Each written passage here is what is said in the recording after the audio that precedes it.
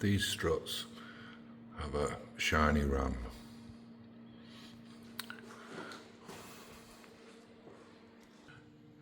The new struts are darkened with oil stains, and you can actually see now lines forming on the strut where the oil is leaking. You can smell the oil.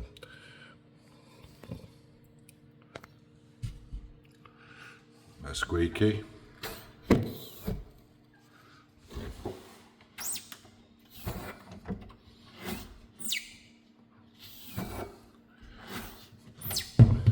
And the action is poor.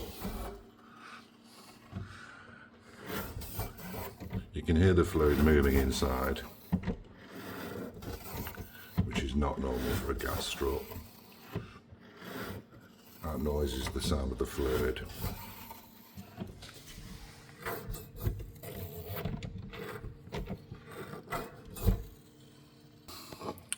If I operate this one, you can see the oil line forming. It's currently here.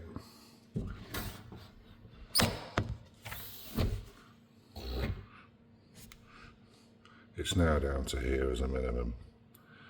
It's definitely leaking oil, isn't it?